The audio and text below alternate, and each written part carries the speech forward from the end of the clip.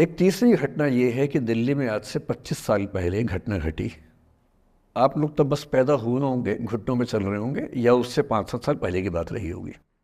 ये घटना दिल्ली के सब सीनियर लोग जानते हैं, जिनकी उम्र 35-40 साल है वो सब जानते हैं इस घटना को। मोबाइल फ़ोन में वीडियो नया नया आया था उस समय।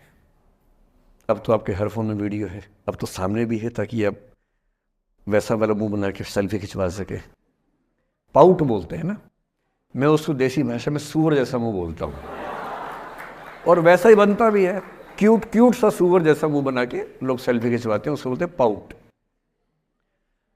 तब तो कैमरा फ़ोन में पहली बार आया था, तब लोग अभ्यस्त नहीं थे। अब जैसे आप लोग कितने अभ्यस्त होंगे, हम भी होने लग गए अब हम किसी से बात करते हैं तो हम ये एज्यूम करके चलते हैं कि उसने फ़ोन में कुछ ना कुछ ऑन कर रखा होगा, या तो आवाज़ रिकॉर्ड करेगा या वीडियो बनाएगा। तुम कितने केयरफुल होकर बोलते हैं, कितने कॉन्शियस रहते हैं। और सर्विलांस सोसाइटी की सबसे बुरी बात यह है कि हम हमेशा चौकन्ने रहते हैं, हम सहज हो ही नहीं पाते। सहज रूप से दो लोग बात कर लें, हो ही नहीं पाता।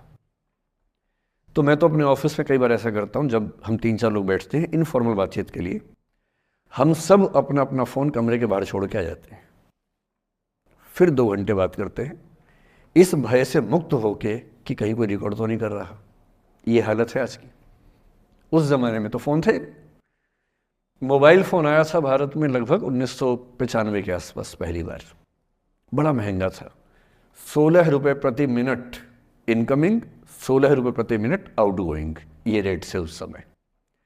और फ़ोन वो थे जिनसे आप कील भी ठोक सकते हैं, वैसे वाले फ़ोन थे, बटन वाले फ़ोन थे। नोकिया एक कंपनी थी, उसके फ़ोन हुआ करते थे।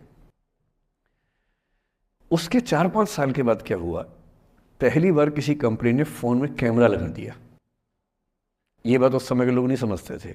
जब भी नई तकनीक आती है उसको समझने में टाइम लगता है। जो पहले समझते हैं फ़ायदा उठा लेते हैं, जो थोड़ा लेट समझते हैं वो उसका नुकसान उठाते हैं। उस समय दिल्ली के एक प्रसिद्ध स्कूल में 11वीं-12वीं क्लास के 2 बच्चों में आपस में कोई रिलेशनशिप रही होगी। वो दोनों किसी ऐसी सिचुएशन में थे जो सिचुएशन बहुत ही प्राइवेट किस्म की थी, बहुत निजी किस्म की थी, जिसको पब्लिक नहीं कर सकते। कुछ फिजिकल रिलेशनशिप जैसा मामला था। उस दुष्ट लड़के ने लड़कों के इतिहास को कलंकित, लड़कों का इतिहास वैसे भी कलंकित ज़्यादा है, उसे और कलंकित करते हुए उस पूरे सिचुएशन का वीडियो बना लिया। ऐसे मामलों में दुर्भाग्य है, मैं लड़का हूं इसलिए लड़के पवित्र थोड़ा ना हो जाएंगे। लड़का है, इतिहास कलंकित तो है, उसका वीडियो बना लिया और दुष्टता का चरम स्तर निभाते हुए वो वीडियो अपने एक दोस्त को शेयर कर दिया। ये कहे कि किसी और को दिखाना मत, जैसा कि होता है अफवाहों की दुनिया में। हर अफवाह एक व्यक्ति एक को ही बताता है, ये कह के किसी और को मत बताना, और अगला व्यक्ति भी अगले को यही कह के बोलता है किसी और को मत बताना। और इस तरह से पूरे शहर को खबर होती है और सबको लगता है कि सिर्फ मुझे पता है। वो वीडियो फैल गया। नए नए फ़ोन आए थे, पर वो फ़ोन कम लोगों के पास थे, कैमरे वाले फ़ोन। तो फ़ोन से कितना फैलता, ज़्यादा नहीं फैला। लेकिन उस समय दिल्ली की एक कुख्यात मार्केट हुआ करती थी, पालिका बाज़ार, अभी भी है, पर तब वो कुछ और कामों के लिए कुख्यात हुआ करती थी। अब तो कपड़े मिलते हैं, तब कपड़ों के साथ कई चीज़ें और मिलती थी वहाँ। जैसे गंदी फिल्मों की सीडी चाहिए हो तो वहाँ मिलती थी, ग्रे मार्केट में चोरी छिपे। इस वीडियो को सीडी में कन्वर्ट करके लोगों ने वहाँ से खरीदा, लाखों करोड़ों की संख्या में। नए नए टेलीविज़न चैनल प्राइवेट आए थे, और प्राइवेट टीवी चैनल को खबरों की भूख इतनी होती है कि वो खबर के लिए जान दे सकता है और जान ले भी सकता है किसी की। 24 घंटे इस खबर पे, इस चीज़ पर खबरें चल रही थी सारे चैनल्स में,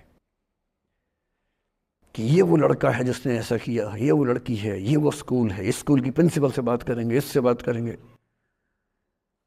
वो जो बच्ची थी जिसकी इसमें कोई गलती नहीं थी, सिवाय इसके कि वो किसी एक लड़के से प्रेम करती थी, जो कि उस उम्र में बच्चे कर बैठते हैं। इसके लिए बहुत चिल्लपौनी मचानी चाहिए।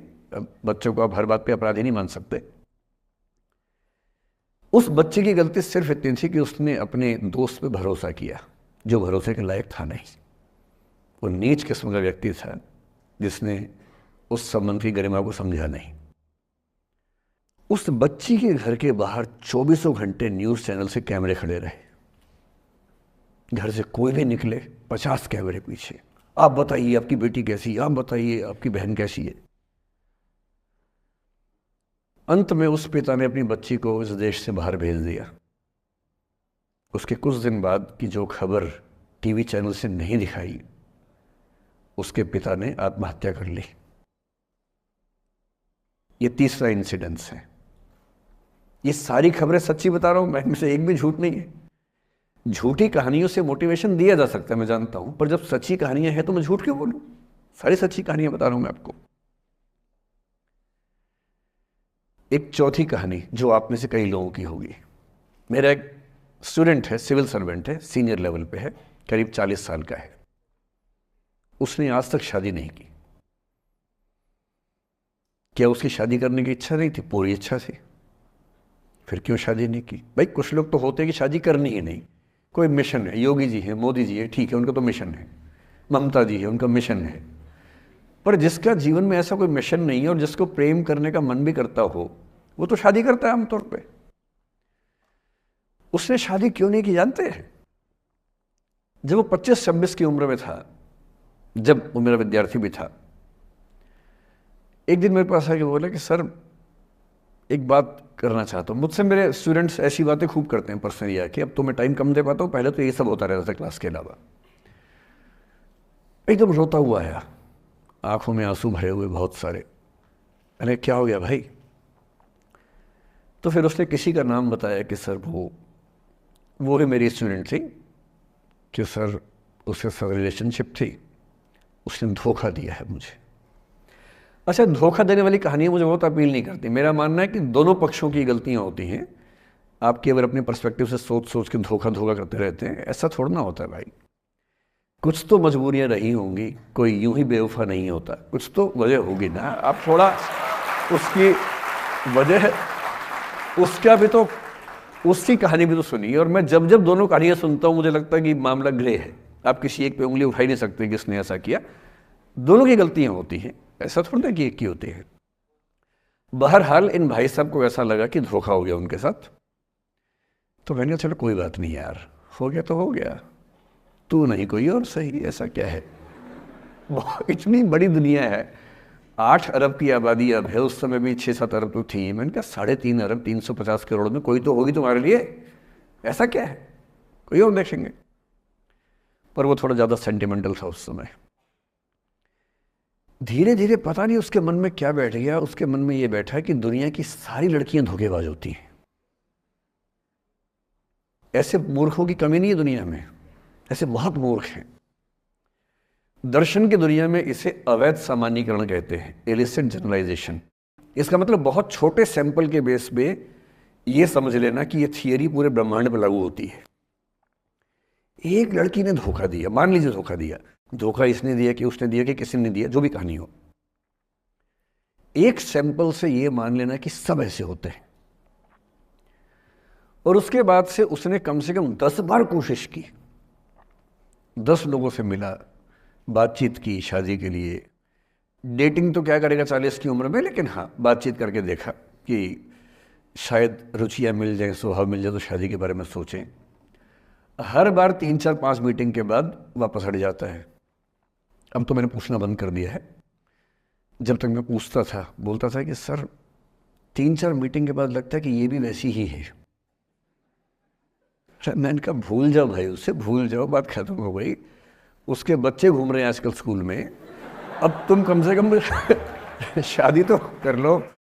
वो भाई साहब आज तक अकेले हैं और अब तो बाज़ार में मूल्य भी कम हो गया उनका, अब विकल्प भी ज़्यादा नहीं मिलते हैं।